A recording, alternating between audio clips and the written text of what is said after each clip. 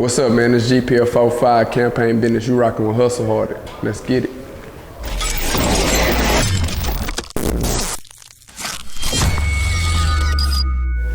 All right, we're here with GP. Yes, sir. What's going on? I want to start off by asking you, where are you from? I'm from Puerto. Where's it? That's by Beaumont. Kind of by Lake Charles, Orange, probably 90 miles away. That's where Pimp C, Bun B from, Steven Jackson. Yeah. What was it like growing up in Puerto? I mean, it was unique. It was different, I guess. Well, I mean, similar in a lot of ways to other people. It's a small town. A lot of people know everybody. I mean, of course, I would say most of the people there are, like middle class or like it's a lot of, I would say it's a lot of like people, modern day struggle, you could say. Like it's so I kind of grew up in that environment, not too many wealthy people that, you're around, and it's, sports orientated, family orientated, street orientated, so just like a small town vibes type deal. Okay. So how did you end up starting rapping? How I started rapping. I mean, so my dad used to rap too. Like, he was a independent artist, you could say, and I kind of think I just got that from him, the genetics, and I just thought I always had a love for music. I used to like record myself singing and rapping like on the radio. So I always been intrigued with music. So I figured like whenever I guess I started listening to music, I guess I just started like, I guess you could say probably like 9, 10 years old. I probably started just like rapping, creating my own raps. Do you remember the first song you ever made? Yeah, I remember the first song. It was me and two of my close friends. They twins. We was like 11, 12 years old. We wrote a song. I remember kind of some of my verse. So what was the culture like during the SwishaHouse era? Well, I'm 26. I was born in '94. So, of course, like as I started understanding music and just becoming aware of the SwishaHouse. I mean, as far as I remember, the first like real me knowing just what SwishaHouse was, I would say it was probably like that song with Paul Wall, Mike Jones, and all of them. Mm-hmm. Right? I knew about like SUC, DJ Screw, Lil Kiki, stuff like that. But as far as the SwishaHouse movement, I really started getting more hip to it when like I say, that song with Slim Thug and Paul Wall and Mike Jones, that's when I really just became, is this SwishaHouse? Like, okay. So how much of an influence did that type of music have on you? It had a huge influence on me. I remember vividly times when I was like actually listening to Lil Kiki, like places where I was, like in the car with my mama at a certain location, or just stuff like that. I always took pride in being from Texas, so I've always had a huge respect and love and admiration for our culture. So we see you're a part of the exotic pop family. Yeah, for sure. How did that come about? Actually, so one of their one of their front line people that's really hands-on with the exotic pop movement, Prez. Me and him became friends when I started to go to U of H in probably like 2013, 2014. I used to always be in Third Ward, of course. I stayed on campus. And I used to go to the store right there across from Frenchie's next to that fire station. And I just always used to go up there just because it kind of gave me like that Puerto feel. Like that's what I was used to, that type of environment. So I'd go up there, spend a little time up there at the t-shirt spot and stuff. Well, it just so happened that Prez was there too. We became cool then, and then years later, exotic pop came about, and he was one of the how can you say it? Like I said, one of the main people in the movement, and he always showed me love with my music and stuff. And so whenever that came around, we ran back into each other, and he was just like, bro, you know, I want you to be a part of the exotic pop family. So it really was just natural and destined to happen. Like, yeah.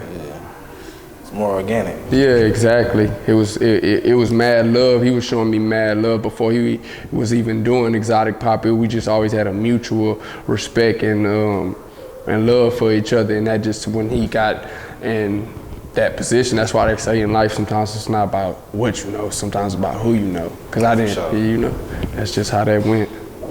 What is campaign business? Campaign business. It's a campaign business is like it's a way of life. Like it's a so basically to campaign means to basically strategize to achieve something. So basically when I say campaign business, it's just a branch off of a movement called Campaign for Greatness that I'm a part of that was created here in Houston, and it's basically, like I said, it's a lifestyle. It's just a belief that, you know, you put your best foot forward all the time, everything you do it with confidence. You do, you know, you're striving for greatness, you're campaigning, you're strategizing to be great. So campaign business is basically just a quote or a saying that we say or that represents the action behind Campaign for Greatness. So if I'm doing something, say I'm playing basketball and I'm doing my thing, you might hit a shot. This campaign business, you feel me? Like you doing what you're supposed to do. That's campaign business. You campaigning for greatness. That's, you know, so that's what that means. Just to put your best foot forward. So you aptly named your project Campaign Business. Yeah. And on that project, there's a song called Hollywood. Yeah. And it features the slang rapper Nipsey Hussle. Yeah. How much of an influence was he on your music? Well, yeah. So that song it's actually the Nipsey an interview that Nipsey did. And whoever made the beat, they just sampled that on there. But Nipsey had a huge, probably the biggest impact any artist had on me, just because of all the things that he believed and stood for. Like I resonated with, like just being your own boss and like, you know, like just believing that you really don't need bigger entities or really anything to go to where you're trying to go. So Nipsey, I learned a lot from Nipsey musically, through interviews. He inspired me to build my own brand. Like that's why you can see the campaign business today. It's because of stuff that Nipsey taught in his music. And yeah, Nipsey really helped change my life through the music. Like music is so important, you know, and Nipsey was one of the artists that was able to inspire and teach me and many other people that I know, you know, a lot. Okay. So how did you react to the initial news of his death? Man, I was hurt. I remember where I was. I was at Jay Prince Jr. block party. I was in 5th Ward. And I remember, I think I was actually finna leave, and I got the news, and man, you know, when stuff like that happen, you just really, it's hard to even process it at that moment, you know, yeah. So, and I've dealt with death so much, it's just I got a little bit of understanding about it, but you know, it's never just easy, you know what I'm saying? Like I said, that was a huge influence of mine, like. And you know, that was just a tragedy, man, because I wanted to work with Nipsey one day. So going back to your project, there's a song called Always Knew. Yeah. And it features the Houston legend, Bun B. Yeah. How did that collab initially come about? Well, me and Bun B both from Puerto. Excuse me. So that connection came years ago. I guess somehow he came across my music.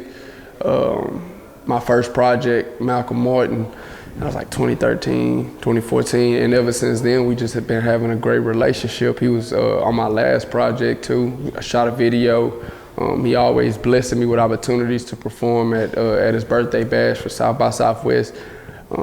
And he just ever since that he came across my music, I guess, and we built a relationship, it's been nothing but love and just a bunch of positive vibes, you know. So what would you say is one of the best things, best pieces of advice that he's given you? One of the best pieces of advice he gave me was probably I don't know, it's been a lot of game he gave me. I would say the best piece of advice probably is just to, you know, do what, like, rap what your heart feel, rap what your heart tell you, go with your heart. Like, I remember one time I asked him something, it was through a text message, and he told me, he was just like, you know, just rap about that stuff you think about late at night while you laying in the bed or something. You know, that he I forgot what exactly he said, but he was like that high life shit, because, you know, they got that song High Life, and he was just basically, you know, just telling me to, like, just stay true to who I am, speak from my heart, rap from my heart, and, you know, just always keep it true, you know, just remain true. Okay. So are you signed? Nah, I'm not signed. So what would it take? What would it take to sign GP? Man, it had to be a great situation. Depending on the situation, I think to me the most important thing is creative control, being able to remain who I am as an artist, and then of course the money. So it would have to, for me to sign, I would it would just have to be a great situation. I don't have a specific number, or I got some details, but I don't have everything. So I mean, it would just take me and whatever corporation want to sign me, or whatever, to sit down and just feel each other out and see what worked best for us. So okay. Just take a great situation. Okay, so as an artist, yeah, what do you think would help maintain longevity? And what do you think helps other artists that have longevity maintain their longevity? Just being true to yourself, being true to everybody, being genuine, working hard, just basic fundamentals, like just, you know, being, like I said, being true to yourself, being genuine, staying consistent with your content, your music, and just focus on getting better every time, not being content. Just always trying to progress and just staying genuine. I think that's important in a game where, in an industry where, I mean, it is kind of like, it's a lot of shady and fake stuff. It's better to just be genuine and treat people the way you want to be treated. Sure. So what was the music scene like in Port Arthur growing up for you? I listened to a lot of UGK. When I was growing up,